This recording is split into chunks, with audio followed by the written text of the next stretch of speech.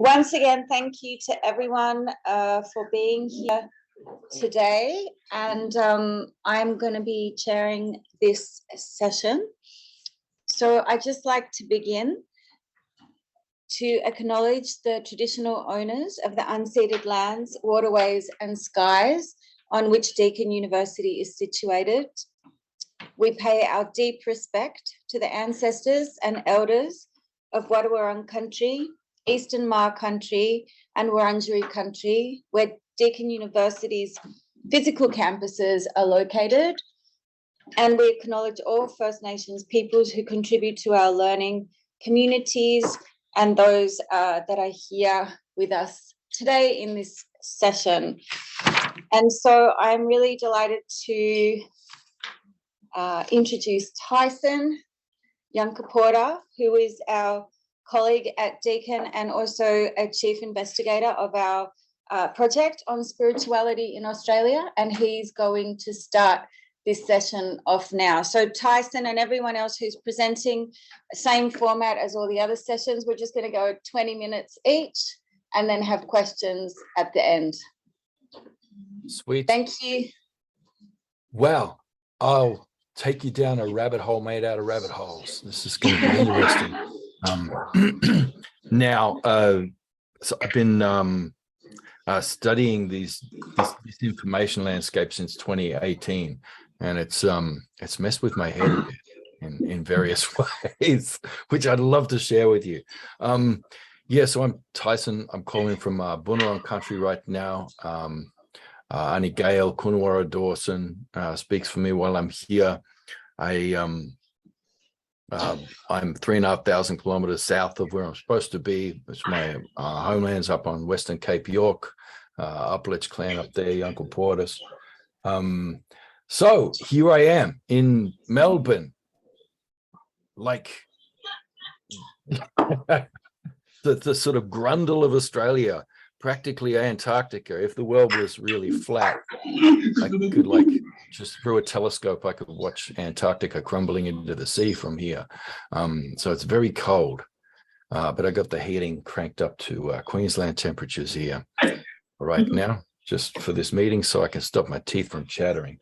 This is going to seem unrelated, and just like I'm bitching about my home life, but like a couple of days ago, my spouse said, well, why are you throwing that chicken soup out? And I said, well, because it was in the freezer for 2 years and we've reheated it twice and it's been in the fridge for 5 days. So I thought I might, dodge the salmonella a bit. And she was like, no, it hasn't been 5 days, at all. That's really fresh. And I don't know. And so I'm like, well, hang on. So since last Tuesday, all right. So it's 4.5 days. Okay. I get you. Anyway, a couple of hours later, she's like, is anybody, going to throw out the soup, that disgusting soup that's in the fridge? I'm like, what? And she's like, it's been in there for 2 weeks. It's disgusting. Well, you should throw it out. And I could see what she's trying to do. She's trying to get me into a fight, but she's trying to get me into a fight where I'm like arguing in favor of the rotten soup. Anyway, it just occurred to me at the time that it's a little bit like that when you engage with disinformation landscapes, especially if you speak to the people who live there. And this has been very much my community for a while, especially over COVID. I've been taking a very deep dive. I've been talking to these people, and it's really difficult. You suddenly find yourself turning around. Hang on, am I in a position where I'm defending imperialism here? Am I defending colonization? Because, Charles Eisenstein, you're talking about farmer colonization. That's I don't know if you guys have heard that term, but, big pharma is colonizing us all. And especially like poor contrarian white males tend to be the focus of that colonization now. So suddenly I find myself in the position of the colonizer there, and I'm like, hang on, dude, you're doing the messaging for RFK's campaign, and didn't he go into Samoa and spread a whole heap of disinformation about vaccines, and then a whole bunch of kids died as a result? Is that not, that's the same one, but I'm the colonist here I find myself in this kind of topsy-turvy world. There's like a Coriolis effect where I end up, my brain has to spin back the other way. And it's insidious, because even if you're in there critiquing stuff, and this is a big message I want to bring to you today, you got to have armor on. You got to be reflecting all the time, because stuff gets in. Yesterday, I was sitting in the car, and then suddenly I asked myself the question, why do I hate Hillary Clinton so much? Like, I really hate Hillary. You know, but I hate her more than all the other like imperialists and, you know, who killed a bunch of people around her. And so why am I focusing on her? And when I went back through my mind, I could see that messaging, and through all of the thousands of YouTube clips I've viewed and all the conversations I've had with batshit crazy lunatics, you know, in the sort of heterodox space, like, oh, I'm just asking questions. Yeah, it went in to the point where I have a physical reaction just to the voice of a person. Yeah, so I really hate Hillary, but not in my head. I only hate her like as a visceral, like physically I hate her. And I hate her more than the other neoliberal sort of, you know, freaking horrendous invaders of the world. And there's no reason to hate her more, except that she's a woman, and I've inhaled misogyny directly through all of this stuff that I've been engaging with as an insider / outsider through critique. When I say insider / outsider, I'm like right in that guru sphere because of a book that I wrote in the middle of a manic episode in 2019. And I've been watching a lot of these videos, and I'll talk about it a bit more as we go along. But, you know, it had a whole heap of stuff in there that put me adjacent to, you know, a lot of gurus out in the space. There's a lot of the intellectual dark web is very interested in that book. So I'm in the same sort of email, you know, like there's emails where I'm CC'd in alongside like Eric Weinstein, Brett Weinstein, you know, and a whole heap of interesting people there. As you know, Eric lately has been talking a lot about UFOs and like just asking questions. Well, this is, you know, so he's kind of really leaning into the crazy now, just in just horrendous ways. So he's, of course, funded by Peter Thiel. He works for Peter Thiel. And so the same sort of dark money that, you know, funds all the disinformation campaigns about vaccines in Samoa and everywhere else. And, you know, half of the really toxic, sort of conspiracy theories that are out there that are kind of red pilling everybody. There's a lot of dark money behind that. And they're all, seem to be non-Jewish white male billionaires funding all of these things, which is, I don't know, kind of like the opposite of the conspiracy theories that they're peddling. We're not immune to this in Australia, and we're not immune to this in the Indigenous community, which is why I started investigating this a few years ago, because all of a sudden I found a lot of our elders were popping up with just insane. I don't know if you come across the sovereign citizen movement, you know, that thing where it's kind of like, I don't know, Harry Potter level of fantasy around the legal system, where you can say some magic words in a courtroom or to a police officer to claim free man on the land status or something, and magically get out of, you know, whatever it is that you've been charged with or arrested for, expelliarmus, and you're out kind of thing. It's anyway, it doesn't work. But we're finding like a whole heap of our elders have swallowed this hook, line, and sinker, and are mixing it in with land rights and Mabo stuff, and doing some very weird stuff, putting out a lot of incredibly strange user-generated content. Especially around the voice, I've been tracking this now. you've got a lot of self-appointed elders and community leaders who are online putting out reams and reams of content that seems to be funded and supported by what used to be called the alt-right, but they keep changing their name, so we can't track them. But the ones I'm talking about, your crypto fascists just asking questions.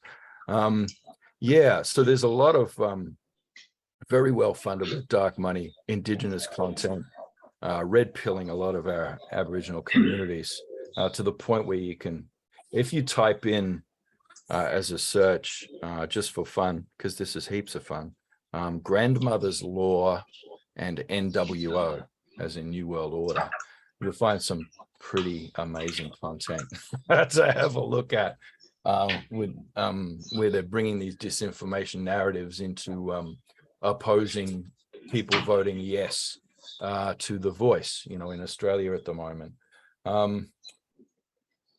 So right now, a couple of colleagues actually who were in this same symposium, I'm looking at putting a piece together for their publication, and working with some analysts who are good at tracking narrative data, so they can see where different language, memes, ideas, all these things come from, and look at where they're generated.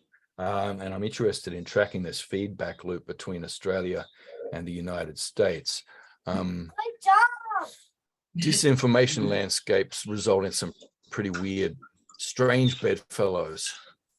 So as you've got yoga mums and yoga teachers in the same drum circles as Canadian truckers and all that kind of things, and skinheads right now. Within a couple of days of that whole mess starting up, we had people spray painting on billboards in Melbourne, like, hold the line, Canada, and where we go one, we go all, and all this.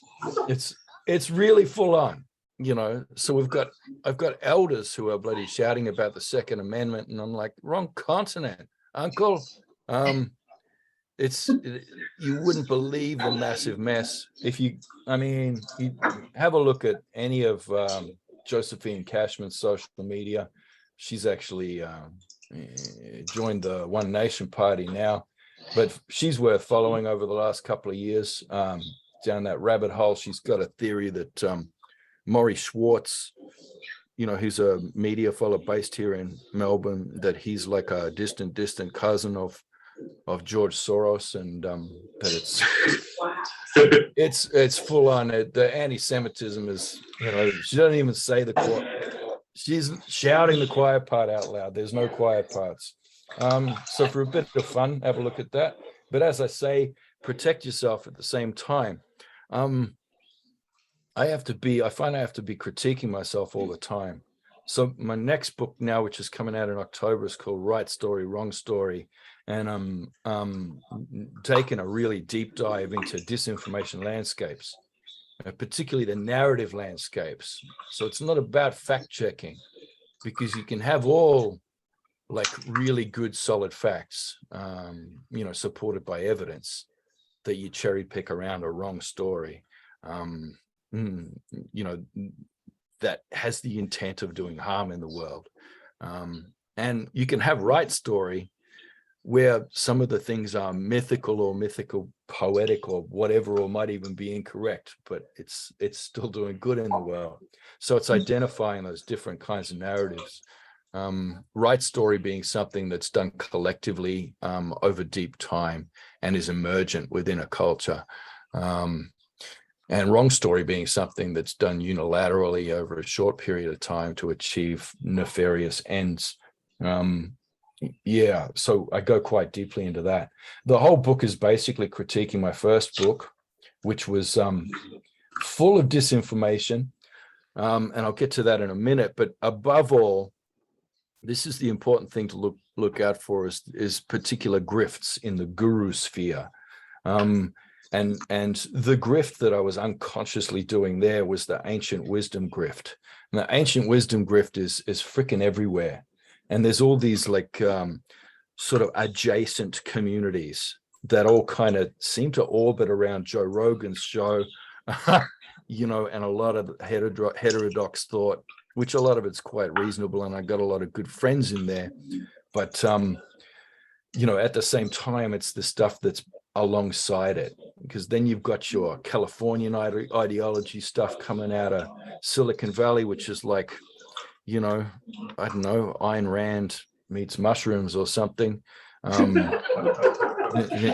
then you got all the weird stuff coming out of that, to the point where I got on my podcast, I have a yarn with Jordan Hall.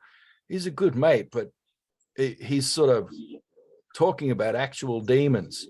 And I'm like, oh, this is a metaphor. You're talking about how a really complex system displays sentient-like behaviors. And he's like, no, like real demons. And, yeah. And, we have to make a contract with Moloch and all this kind of stuff. It's pretty full on. And that's a smart dude too. And he's a good friend. But I find myself going a bit insane sometimes. I have to limit my intake of Americans. My elders have told me I've got to limit it to 10% of my conversations with Americans, because they reckon it's making me lose my freaking mind. So I get 20 bloody requests a week to write, chapters for people's books like this one. That one I actually did. I've been saying no to the rest. But this is your LSD community, which is alongside a whole heap of stuff. They managed to get a whole heap of Indigenous authors for this one, how psychedelics can help save the world. And I think they were poaching like half my last book title from that. But I wrote a chapter for that. And the chapter was just saying, stop it. They still put it in there because they know no one's going to read it. People are just going to buy it and like scatter around the freaking room before they decide to trip balls just to assist with their set and setting. It's like, look at all these books I've got with like wise Indigenous people. Anyway, so I'm like hip deep in this ancient wisdom grift while I'm trying to critique it. And this whole book is basically just saying, hey, everything I said in that last book was wrong. The stuff that the elders said, that was right. But then at the same time, half of them are now black MAGA and full QAnon. So I don't know. Be careful out there, people. It's getting weird. So I had stuff, edgelording around chemtrail stuff in there. Check it out. I do talk about geoengineering in a chapter. I mean, ostensibly it's about, you can't tinker with complex systems, without unintended consequences, but it's there. I'm edging around the chemtrail stuff. Russian disinformation. One whole chapter on Gaddafi had to be removed from that by the editor, and I will be forever grateful. Hey, Gaddafi. Anyway, I'm so lucky because like a year after the book was published, then I found out about the sex dungeon and had to revise my opinion. But we're just inhaling Russian disinformation like it was going out of fashion there. You wouldn't believe. There's stuff about gender in there that I probably need to rethink. Well, and have. It's no mistake that I get emails from people who are like, very grateful for my book because they're using it to design governance models to keep the women in line in their compound.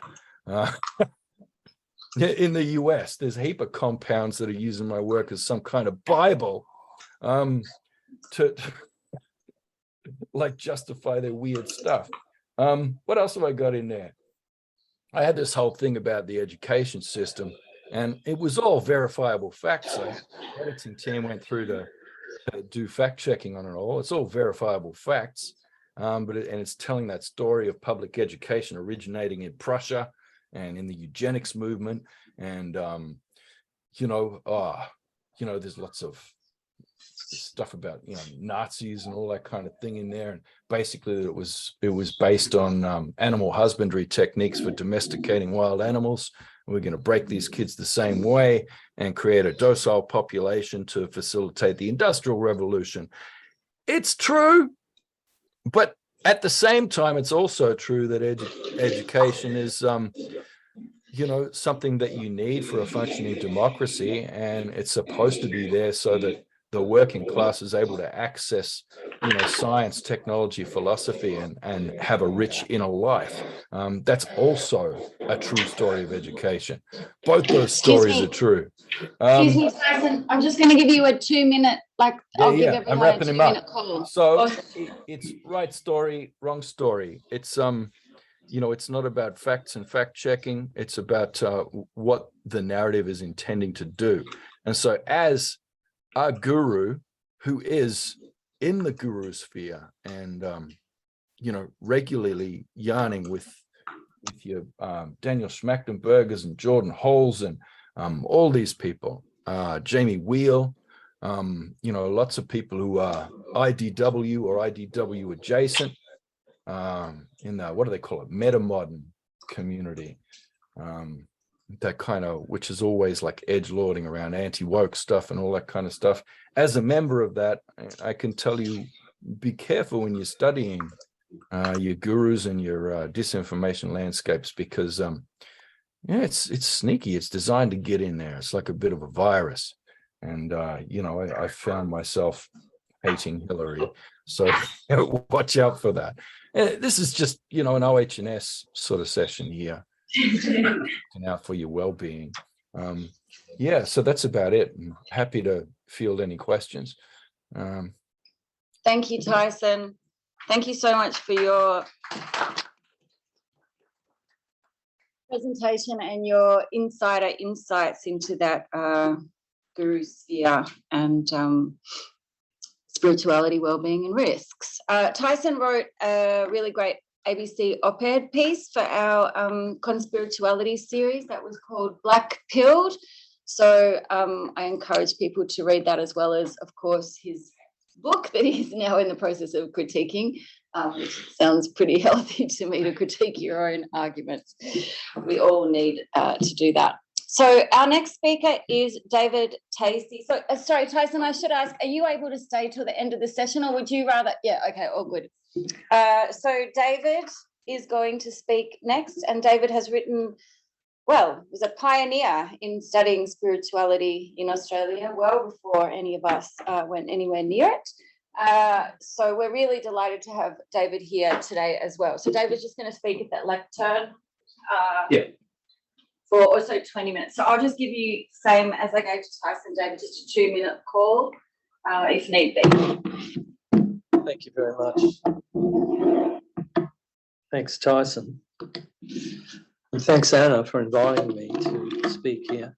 I'm not a sociologist, but I am a psychologist, and my field is the psychology of culture. So I love rubbing shoulders with sociologists. I'm learning a lot from you, actually, during this conference. So my talk, where do I put my water? My talk is called Spirituality and the Post-Secular in Academic Culture, with a focus on the case of Jacques Derrida.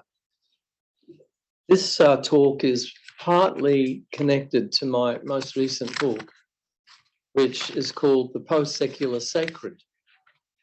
And I don't think Routledge are doing a good job of marketing it, because none of you have mentioned it so far.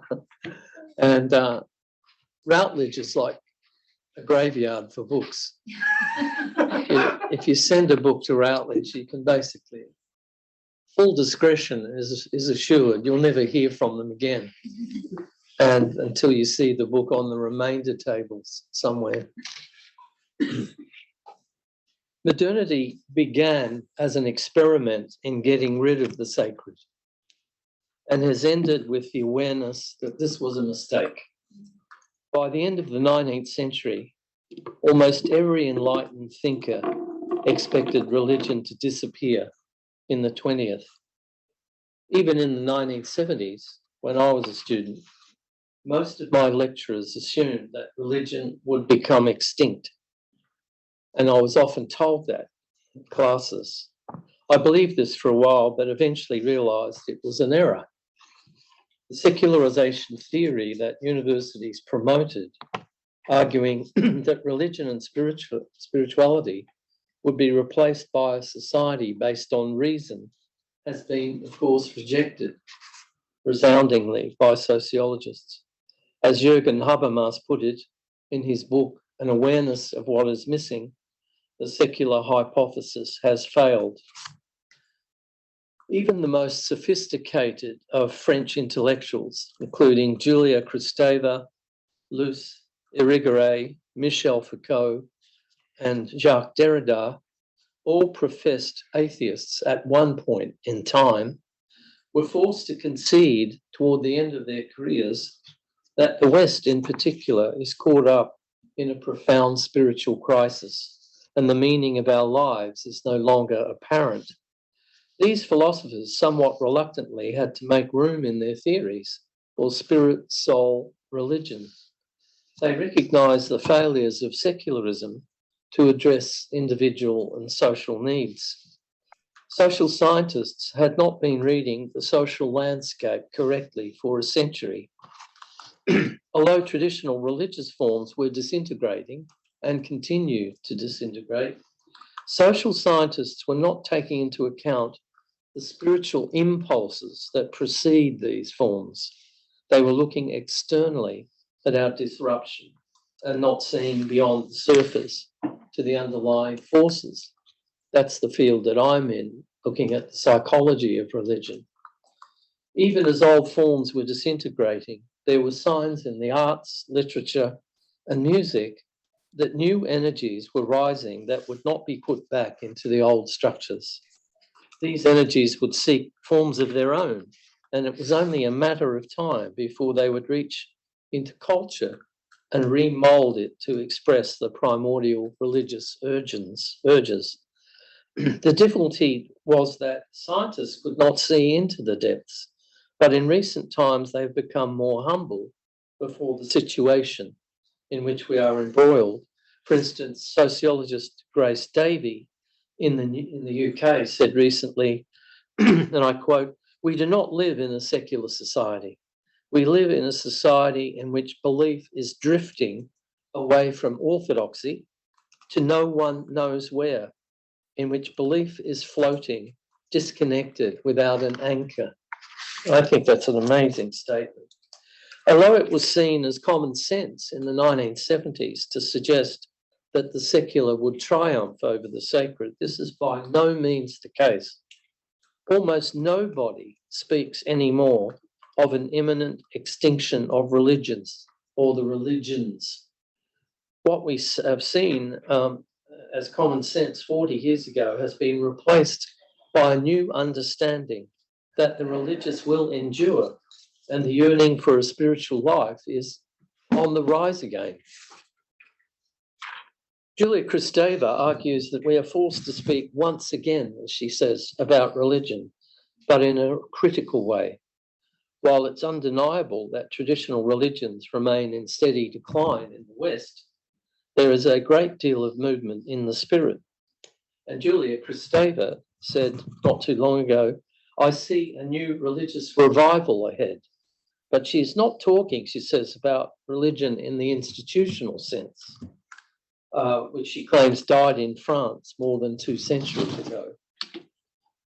She says conventional religion no longer speaks to us. I'm not sure who the us is. And yet the spirit of religion longs to be reborn.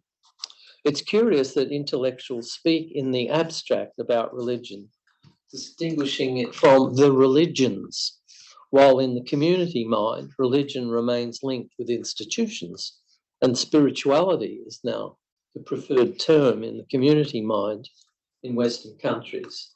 This shift of meaning is part of the instability in which we live in the present. Like Julia Kristeva, Irigaray argues that we need to think anew a religious dimension when many believe we've put an end to it. Irigaray says she advocates a mode of being that is what she calls becoming. Our lives should look toward the infinite with hope and anticipation, says Irigaray. In order for the development of the subject to occur and continue, it must be oriented toward a divine horizon, a never realized goal or ideal that facilitates continual transformation. End quote from Ruth Irigaray. Irigaray reminds us that rethinking religion does not mean abandoning religion, but submitting it to rigorous cultural critique. Even Slavoj Žižek, a leading figure of the academic left, announced quite recently that the present is characterized by, quote, a messianic longing for the otherness that is forever to come. A messianic longing for the otherness that is forever to come, which is almost a definition of Jewish spirituality, actually. Now, Habermas has been diagnosing the present situation for decades. He too realizes that the yearning for the distant horizon or the transcendent has not been taken into account by many social theorists. And he says, and I quote, among the modern societies, only those that are able to introduce into the secular domain the essential contents of their religious traditions, which point beyond the merely human, will also be able to rescue the substance of the human. End quote. So this insight becomes clear in post-secular thinking and has been evident for eons, of course, in indigenous cultures and all tribal societies, namely that it is the more than human that makes the human.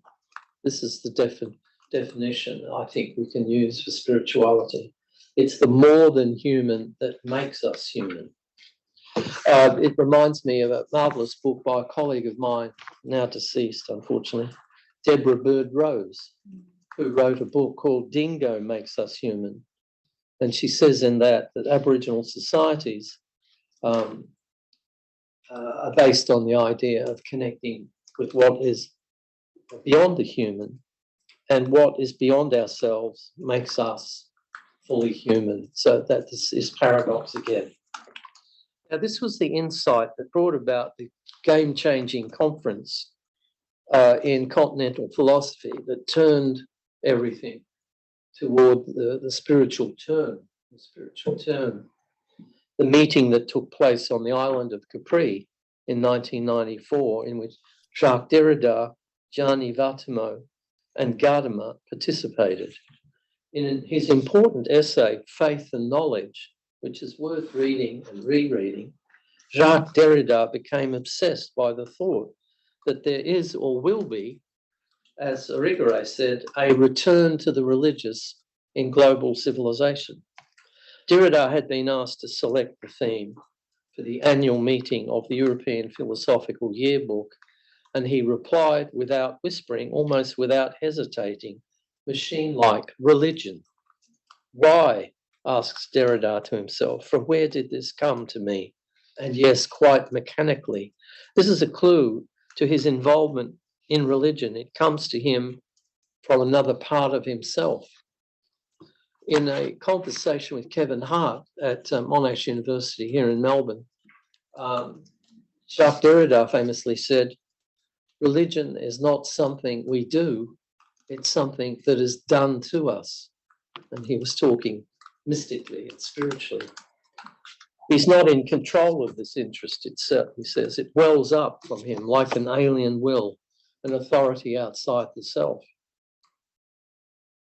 Now, what's now clear in our Western universities, certainly the English-speaking universities, are stuck in a time warp, are still predicated on the secularization thesis and the idea of the death of God. And most courses in universities are still taught with these values and ideas in mind. They are wrong, but there is too much personal and institutional investment in these ideas to change them. This is the crisis of our universities.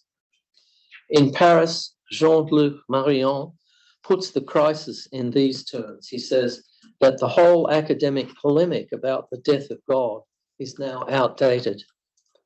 And I quote, we are passing from the death of God to the death of the death of God.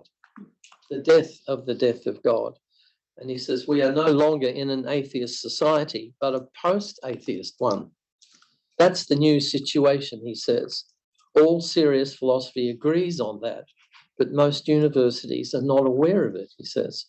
And the most important philosophers of recent times, like Heidegger, Derrida, Foucault, Caputo, Vatimo, and of course Levinas, have all thrown their hats into the spirituality ring, even while some choose to remain publicly identified as atheists. Now, closer to home, let's take a look at the Australian situation. I've just come down from another conference in Canberra about the post-secular. Now, there's not much talk about the post-secular in Australia. It's like it hasn't happened here. Professor Simon During from the University of Melbourne says, and I quote, "I respond with disquiet to the idea of the post-secular, since the argument that religion needs to be taken more seriously in our cultural critique, and it's at work even where we don't expect it, will increase the amount of religion in the world," he says, sounding very Australian with that suspicious tone. This is typical of the anti-religious stance of contemporary intellectuals who view the idea of the post-secular with enormous suspicion as a subterfuge which allows the reintroduction of the traditions that have been discredited and debunked. Just when enlightened minds thought they'd got rid of religion, it raises its ugly head again, is basically what Simon During says at the University of Melbourne. I was wanting to talk to Lynn McCredden about this, but I don't think she's here for conversation. We saw her talk recently. So Derrida tricked most of his followers for most of his life. He's a trickster. And if you read him, you continue to get tricked by it. You don't quite know what he's actually saying.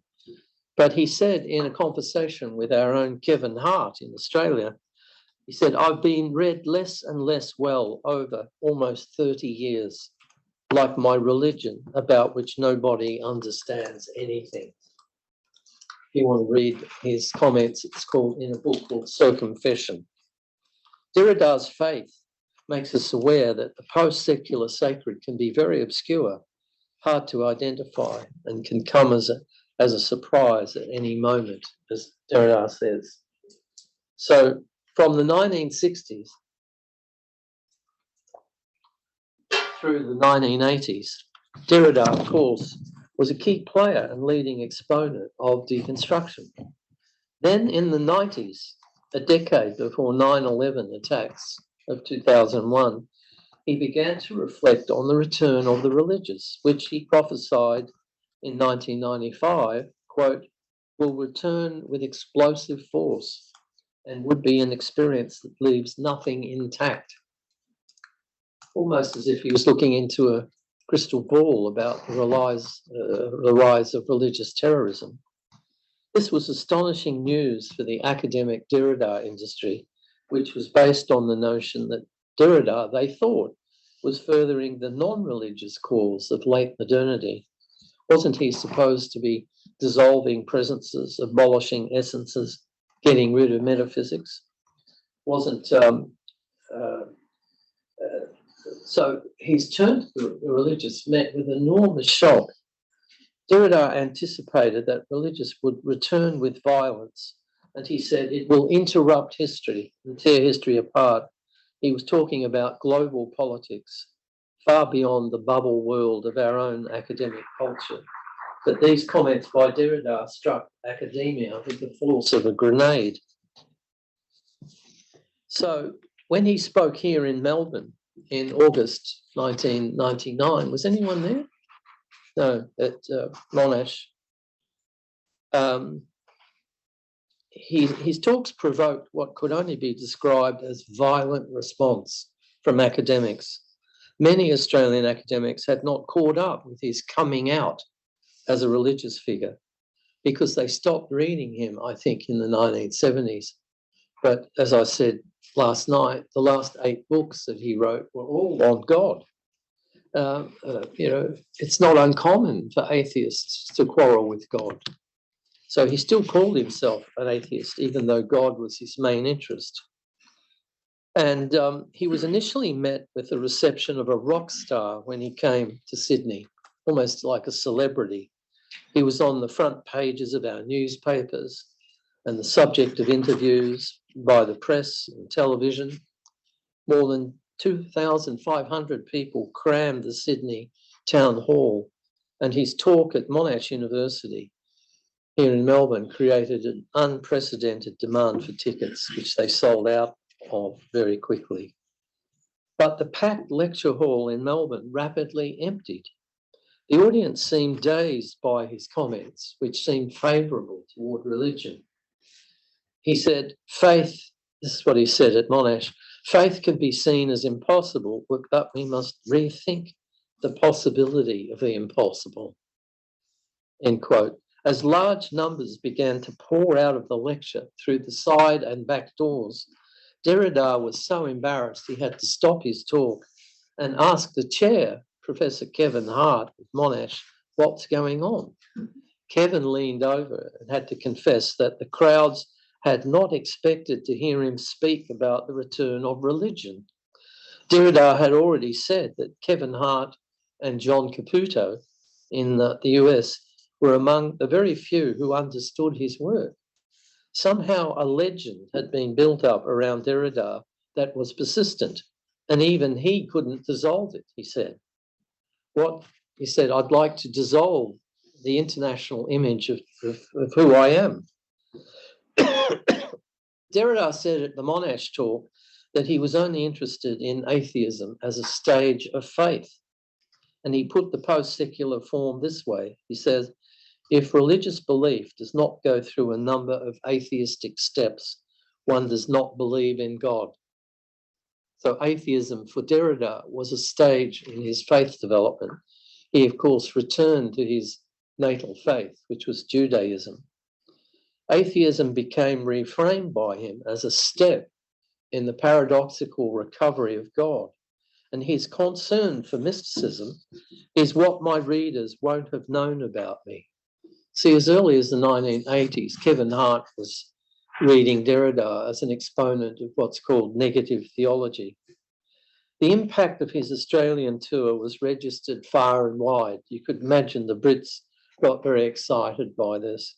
In the London Times Higher Education, there was an article on his talk at Monash called Derrida Among the Dingoes.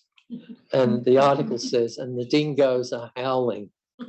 It said that deconstruction had become a secular religion in which Derrida was the high priest. But ironically, it was not until his priestly role was actually exposed that the confusion broke out and the academic world went into damage control. So considering that this symposium is called Spirituality, Wellbeing, Risks, one can see that there is indeed a huge risk in coming out as religious in academic culture. And I found that in my own experience as well. Reputations are made and unmade on precisely this ground. Thank you very much.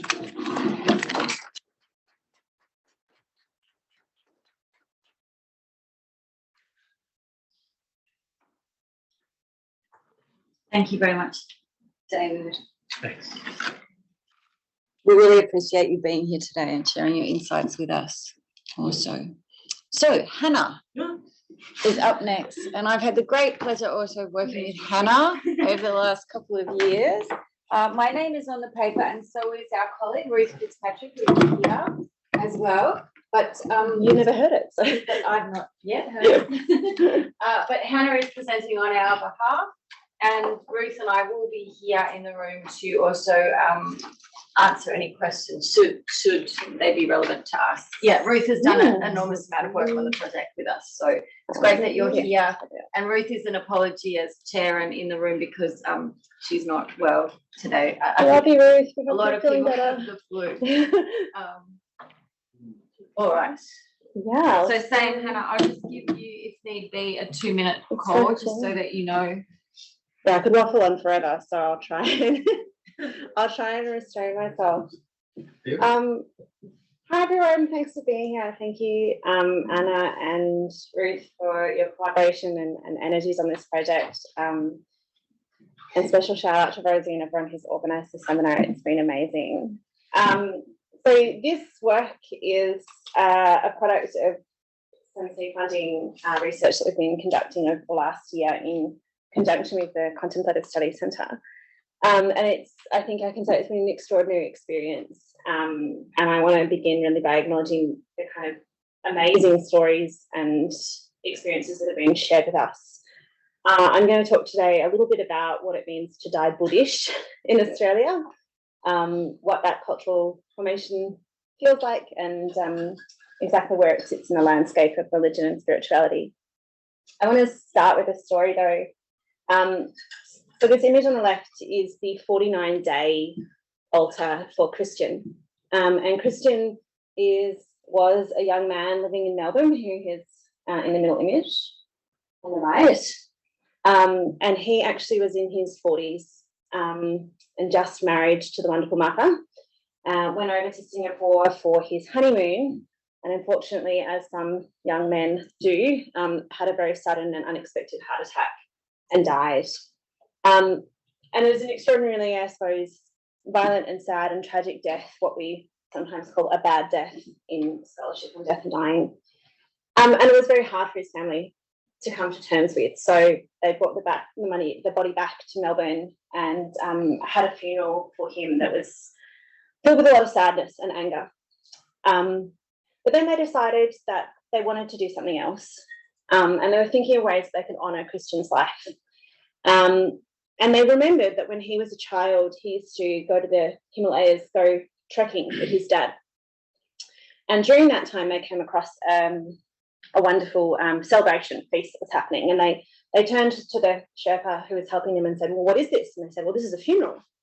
And they were so surprised that this celebration was so, happy, and there was music and fun and dancing. And they said, how could this be? And as they related, the Sherpa told them that, well, this is a 49-day ceremony. And after 49 days, the spirit has now, at peace and can now go on to the next world, as it were. And the 49-day ceremony, as they related, is also a way of the living to tell the dead, we're okay now. You don't have to worry about us. You can go on. So remembering this thing about Christian's life and his experience as a child, the family actually decided 49 days after his death to host a quasi-Buddhish ceremony for his friends and family at a pub in Ballarat, which is a country town outside of Melbourne. So you can see here, we have the hiking boots, the bloodstones on the altar next to the Buddha, next to the incense, the sunnies, the ashes, the flowers, a real hybrid of all these different influences that speak to Christian's life. And unlike the sadness and anger of the funeral ceremony, the 49-day ceremony was this moment for the community to come together and to tell Christian that they had moved on and they were happy for him to pass on as well. So Christian and nor his wonderful family, they did not claim to be Buddhist at all.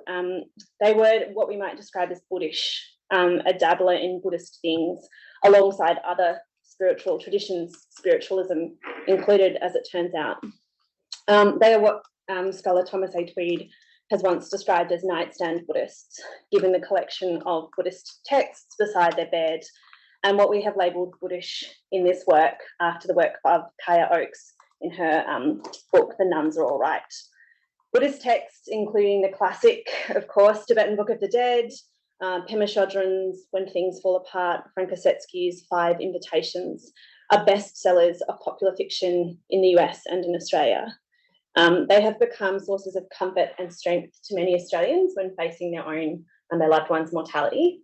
And indeed, in a 2003 paper, I highly recommend her work, Kathleen Foley constructs a textual history of US Buddhist hospice movement via the popularisation of texts like the Tibetan Book of Living and Dying, as well as Joan Halifax's Being with Dying. And she suggests that Buddhists have increasingly become death experts in the West. These are the kind of stories and the kind of questions that were the jumping point for our research project into Buddhish death and dying in Australia. I really wanted to find out what kind of expertise this was, what it conceptualised, and how people who put themselves as these experts presented it. So our research questions were very much driven by, what kinds of Buddhist practice or teaching, materiality, aesthetics, we've expanded that as we've done the research, have found purchase in Australian end-of-life and death care, and how have they been transformed or adapted in the process. again, we want to thank the Contemplative Studies Centre for this project funding. So I'll give a brief introduction to what we did. Project team, I'm slipping over things. Basically, we did a seed project that rapidly expanded into a very large project, including some extraordinary service mapping of kind of this really strategic service mapping of all the kind of different end-of-life doulas and funeral directors and palliative care positions and everyone in Australia who might present themselves as Buddhist or Buddhist in some way. A survey of Buddhist practitioners, a very small survey I'll discuss a little bit, and then what was going to be 5 and quickly burgeoned to 12 and now 15 semi-structured interviews with end-of-life and death care workers. So by end-of-life and death care, I mean everyone from palliative care nurses, hospice workers, all the way through to funeral directors, grief and bereavement counsellors, everyone who's involved in end-of-life death care in Australia. So before I explore kind of what we found and share that with you briefly today, I know that some of us are not Australian and some of us who are Australian might need a little refresher. So I thought I'd just give some background to kind of the context we're working with here and some nice shout outs to people doing extraordinary research. So Buddhist communities in Australia constitute about 2.4% of the total population. People will know that Buddhism is one of the few growing religions in Australia. It's a very slowly but growing religious category. A deep history of Buddhism in Australia since kind of the usual story is told as the mid-19th century, gold rush, particularly migration from China. But that population has grown both through migration into Australia, but also through conversion. And more broadly than someone who says, I am Buddhist, I have converted, there is that massive sphere of like popular cultural influence of Buddhism. You know, Dalai Lama is a pop star, share houses with prayer flags. I mean, this is the aesthetics. But also more recently, I think it's worth in this story highlighting the kind of stories we haven't told, and one of those is the work that's been done between the relationship between far North Australia and indeed Indigenous communities and that kind of population in Asia, and we can see those in you know things like the annual Obon festival, so a Japanese festival, ancestral festival for the dead, the Shinju Matsuri that's still held in Broome today, and a lot of cemeteries and temples and actually death spaces related to Buddhism in Australia. So I'll point you to the work of a much broader team than the et al. Shows there, Anna and Christina and many others in the room, I'm sure as well. So yeah, as I said, like the almost completely positive image of Buddhism that far extends between the converts. On the other hand, and connecting to what we were discussing yesterday, Australia's death care system remains nominally secular, but in very many ways welded to its Christian past. So palliative care services actually in Australia only entered Medicare in the 1980s. It's really terrible. And before that, they were primarily hosted by Christian mercy charities. Today, still more than 80 hospitals and at least 25,000 aged care residential beds are operated by the Catholic Church. And although we've seen a massive move towards multi-faith diversity, not necessarily towards spirituality more broadly. So as one of our palliative care consultant informants told us, you know, we still have this concern of having palliative care hospital beds in Australia, and you walk in and there's a massive crucifix on the wall, despite that palliative care bed not necessarily being associated with any religion. A final trend I suppose I should point out, and this is a wonderful image of a mosh pit funeral I went to, run by my friends for a heavy rocker, is a new movement towards doing death differently. So within the death and dying sphere, there's a huge kind of new spirituality movement around reclaiming or transforming death, sometimes called new death, death positive, natural death, home death movement, that looks at kind of alternative death care practices as a way to take death care out of its profit-driven, medicalised, de-ritualised patriarchal form, sometimes called the death industrial complex, or DIC, which is a nice, my one major contribution to theory is women against DIC. Anyway, so within this sphere, within this history then, what does Buddhist death and dying look like and how is it presented? So excellent work, a lot of this work done by Ruth here as well. What does it look like in Australia? Well, in Australia, it's primarily influenced by Tibetan Buddhism, probably no surprise to people who think about Australia's Buddhish landscape.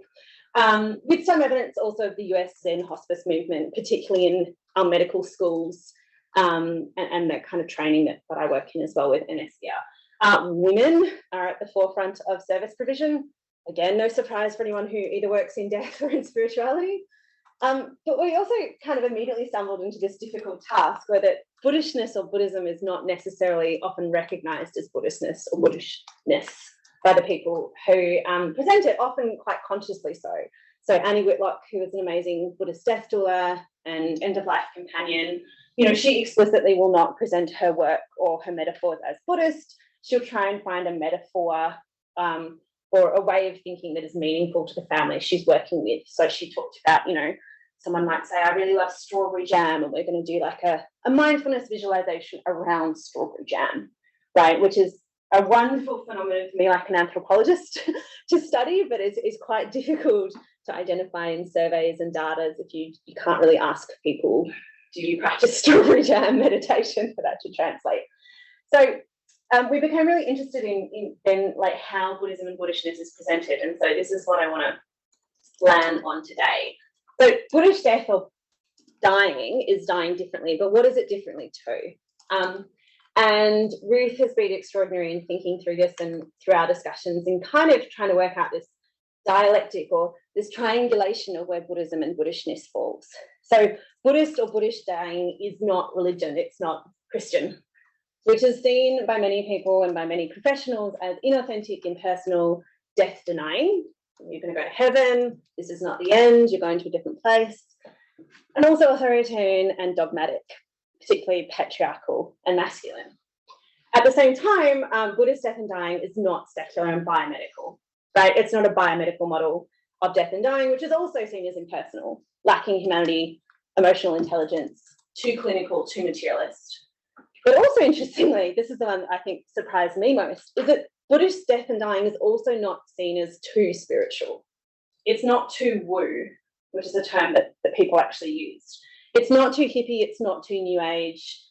Buddhism has that nice flavour of, it's a philosophy, right? It's rational, it's this kind of approachable spiritualism.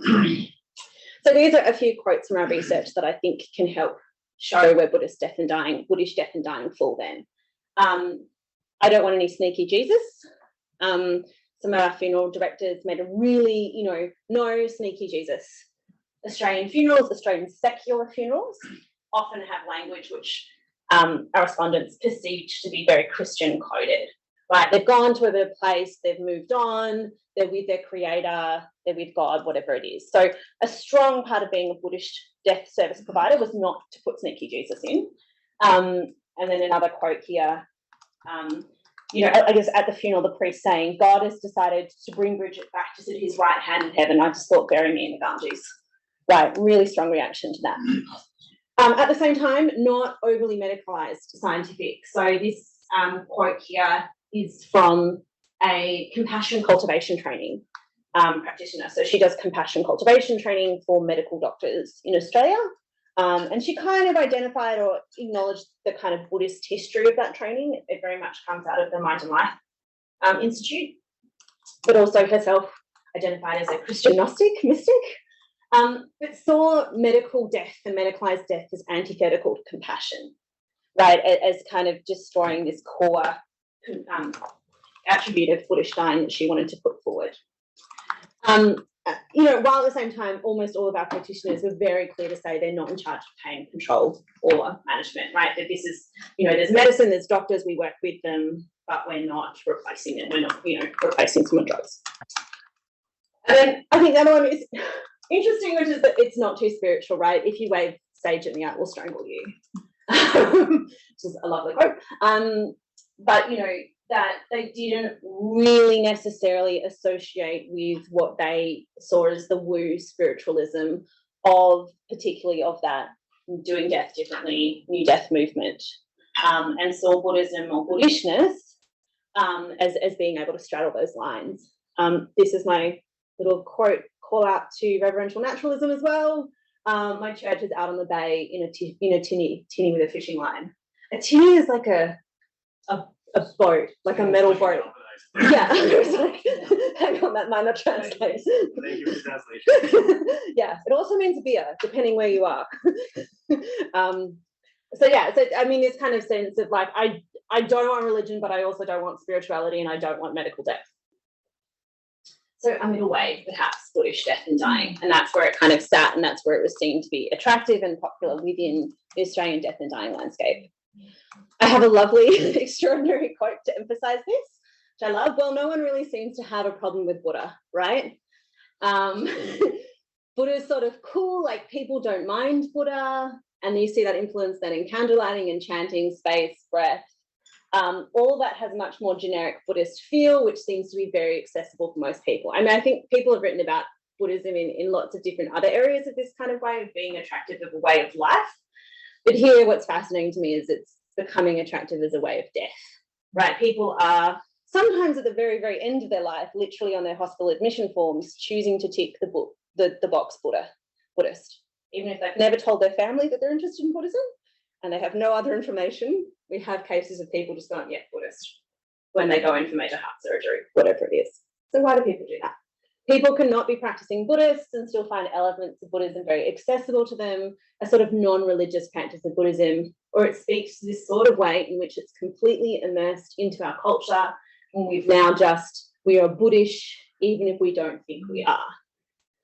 We need to think about this more. But there's also something to say that is there an extent to which like secular funerals and secular death care in Australia are Buddhish, even though we don't think they are already. So I want to investigate that more. Another spiritual care practitioner.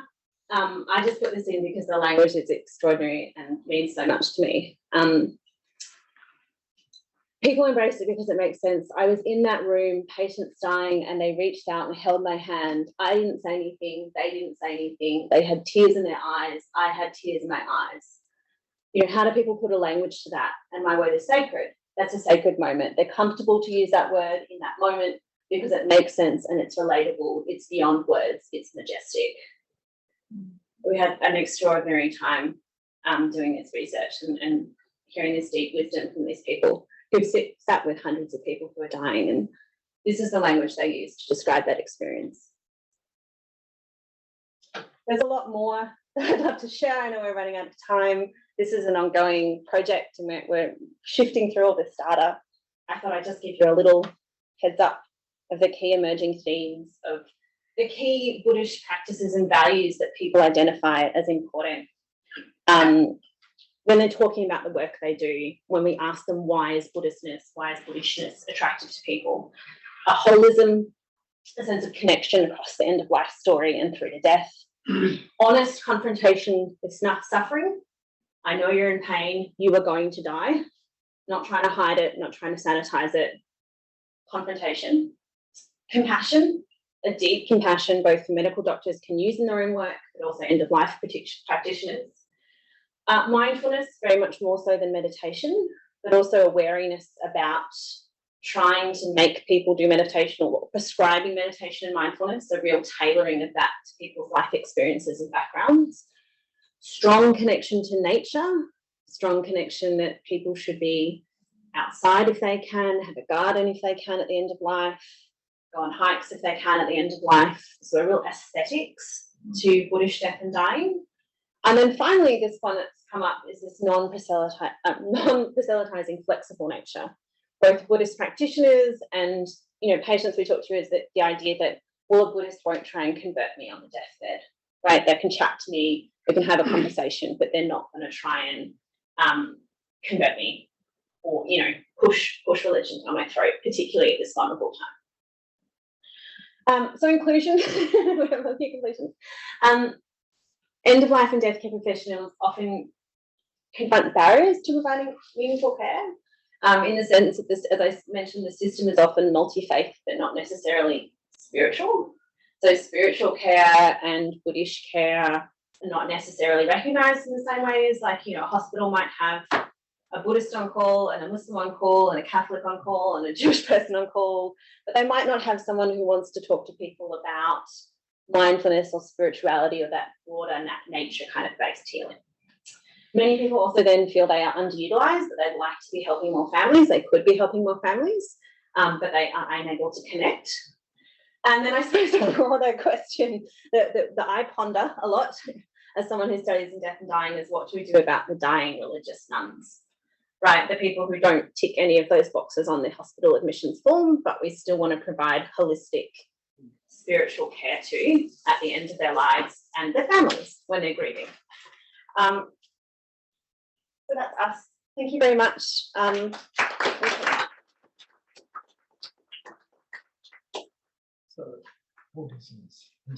you, Hannah.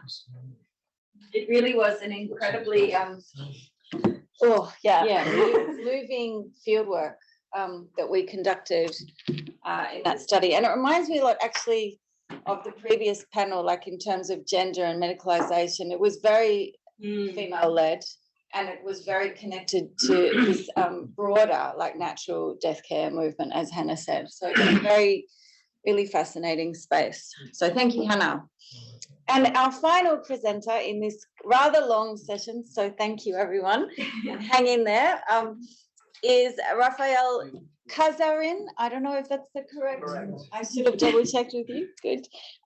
So I've known Rafael for quite some time through the ISSR, and Rafael works closely with Margarita at the Autonomous University of Barcelona. We're delighted that he's here with us in person. He's coming to the ISA conference next week and the ISSR in Taiwan the week after. And so I am going to turn the floor over to Rafael now.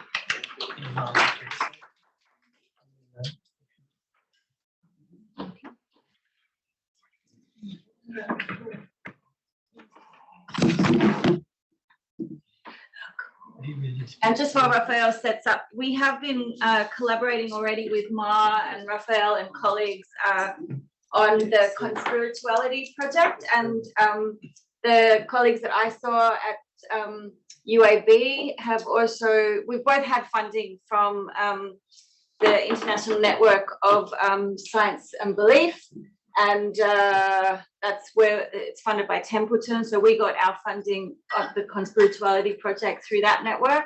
And Rafael and Ma have just had more funding. They also have a network on science, religion, and health. Science, religion, and health that some of us, Paul, myself, others in the room are part of as well. So yeah.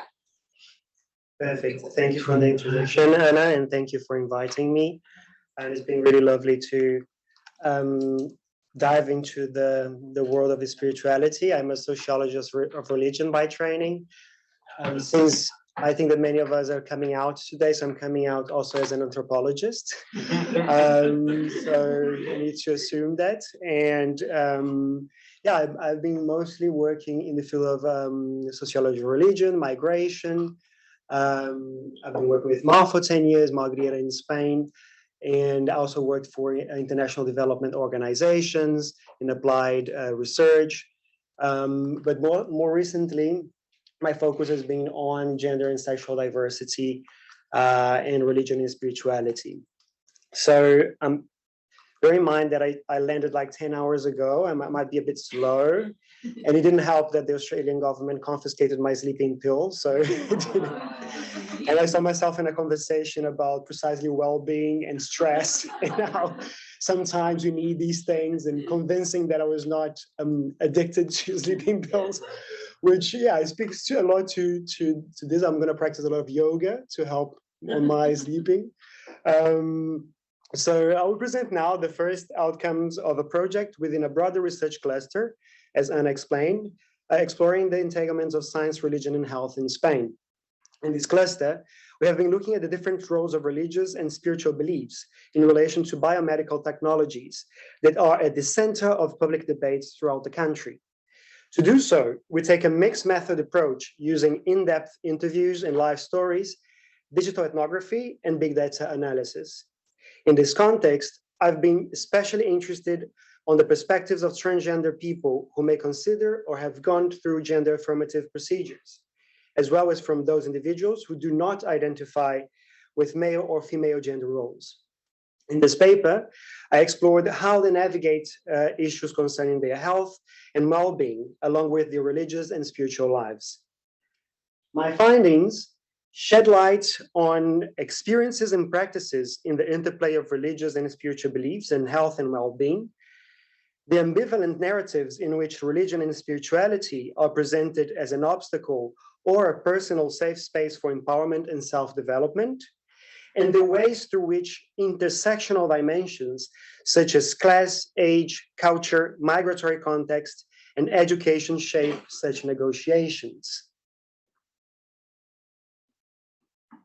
In her book, Queer Religiosities, Melissa Wilcox talks about the existing proto-fields in academia, where religious and queer identities are studied together. She highlights that the development of these fields in academia has been highly affected by the controversial public debates among social movements, political actors, and institutions related to gender and religion. The scenario is encapsulated by two sides.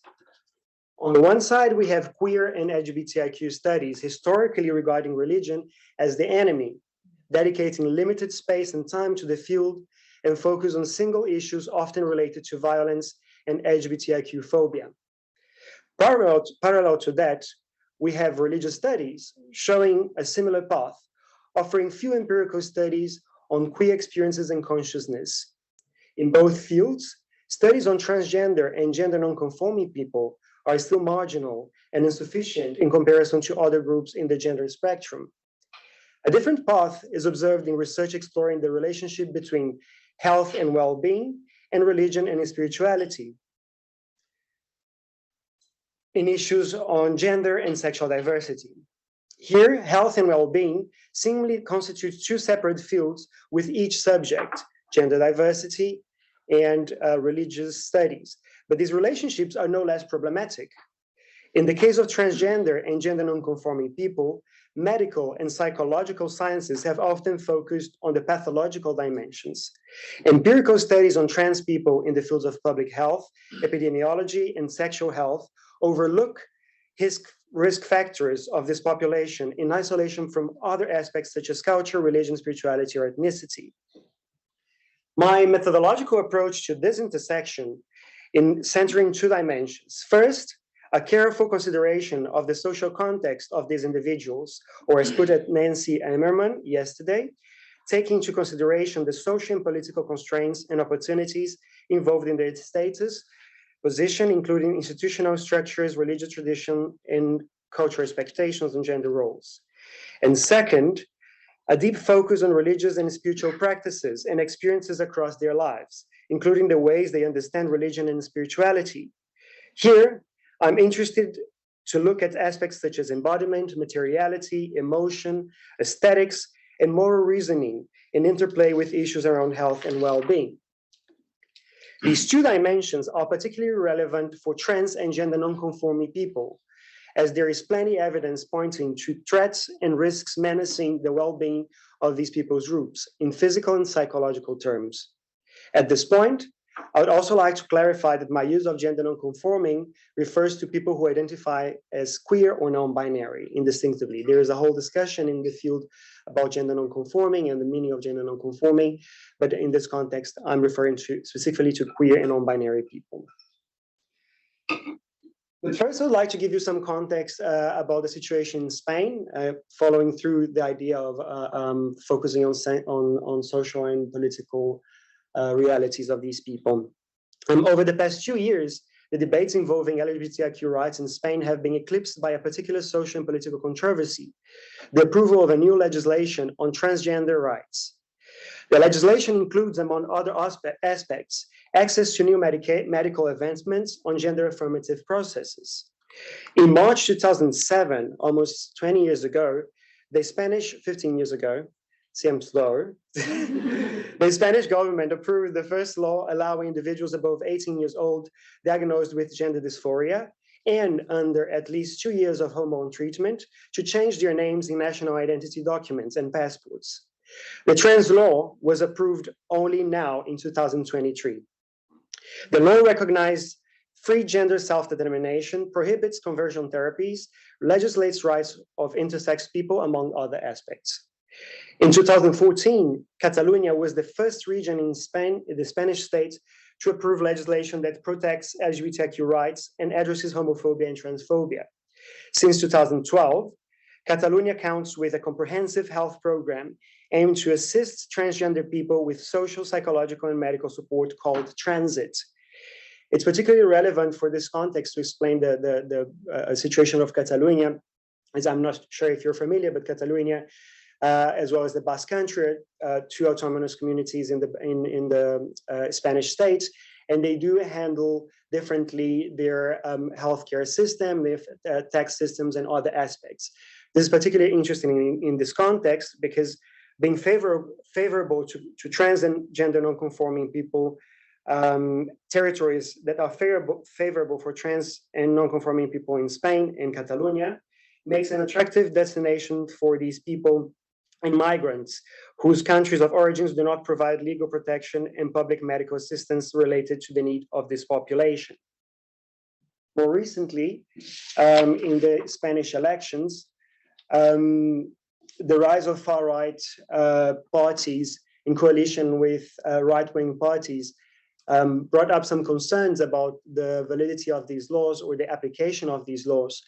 Along with that, the recognition of transgender rights throughout the country has also generated several backlashes from social and political movements identified with the Catholic Church institutions and Christian institutions, right-wing and far-right parties, as well as sectors of the feminist movement.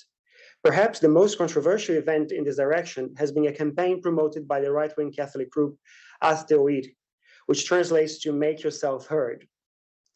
This openly anti-trans campaign elicited the attention of the media by performing parades with buses and banners with messages that challenge the concept of gender, especially addressing transgender people and the existence of gender-based violence. These buses and banners have appeared in important cities around the country, such as Valencia, Madrid, and Seville, but were banned in Madrid and Catalonia. The message on the bus translates to: boys have penises, girls have vulvas. Do not be fooled. If you are born a man, you are a man. If you're a woman, you remain so. So this was just to give a bit of an insight of the situations that these people that I've been interviewing, so far 6 people, are immersed in. It's in this social political landscape that my collaborators shared with me their life stories. None of these people are related or part of the same social circle. They were contacts from colleagues from university, NGOs, and associations working in the field of gender. Some of the names used here were suggested by collaborators themselves, while others agreed to have their real name mentioned. In some cases, these names also express the social transformations they lived in their lives, in their religious lives. For instance, living a gendered name of baptism for another that is gender neutral, a name that reflects an opposite gender or a person of reference, such as artists or celebrities in Spain that inspire transgender people.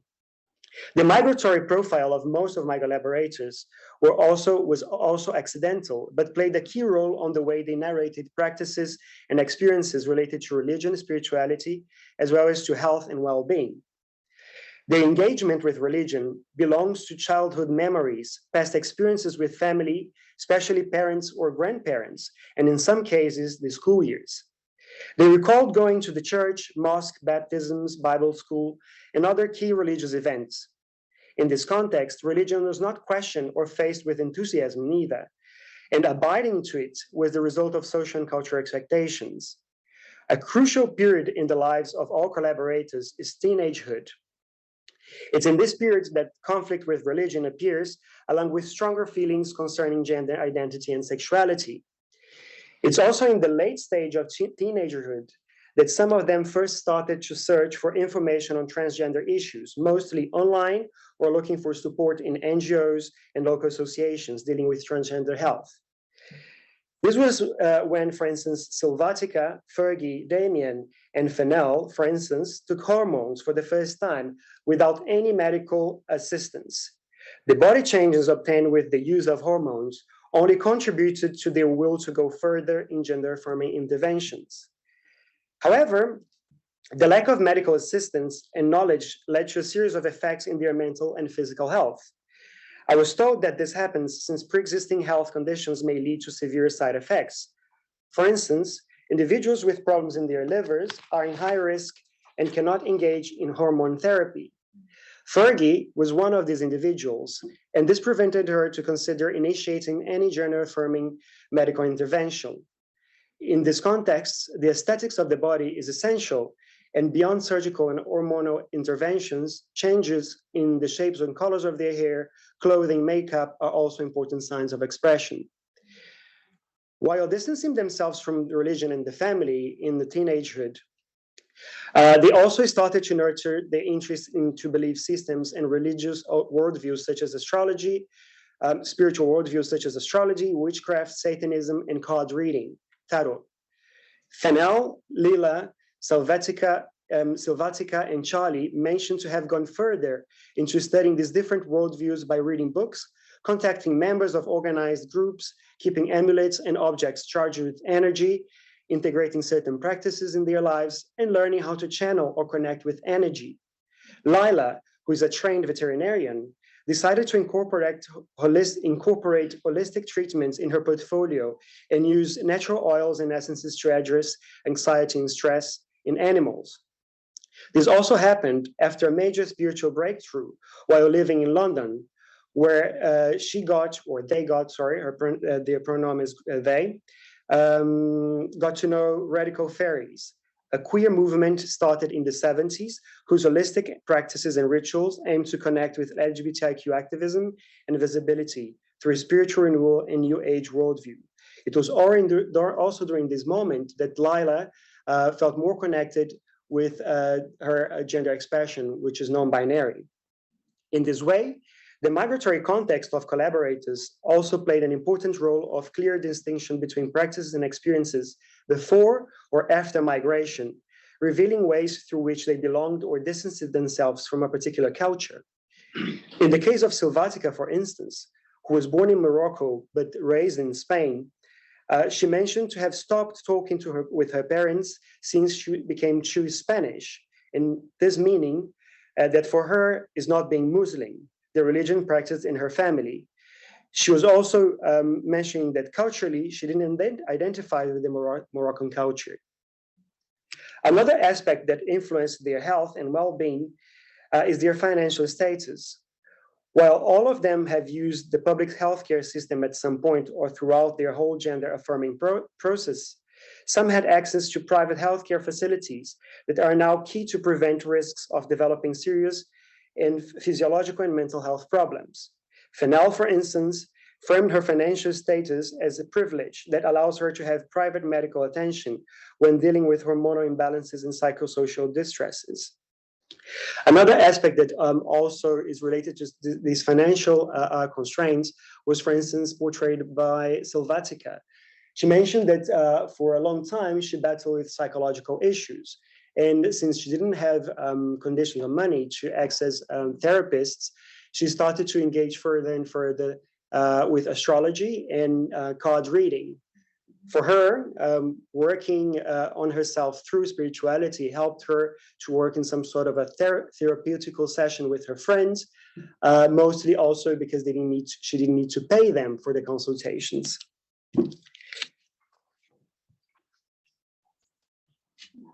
Lila, one of my collaborators, also started after coming back from London, her own LGBTIQ spiritual group. In Catalonia, the most visible organization dealing with issues on sexual diversity is the LGBTIQ Center of Barcelona, a non-profit organization funded by the government of Catalonia. Last year, together with Lila, who founded the spiritual LGBTIQ group, the center organized workshops and seminars on queer spiritualities.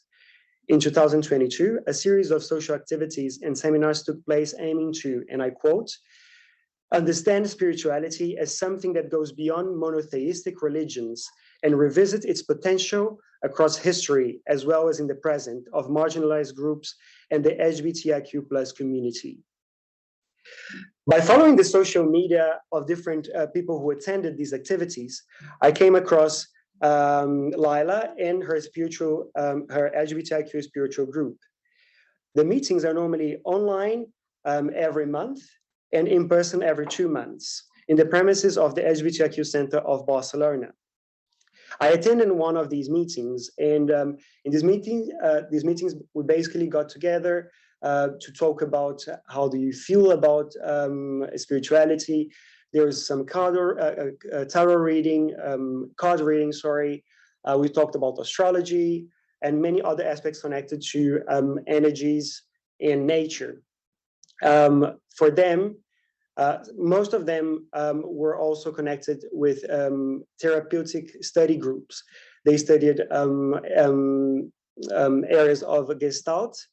They study different areas of a therapist, a famous therapist in Spain, Jodorowsky, sorry, not therapist, but a philosopher who works into spiritual and therapeutical aspects.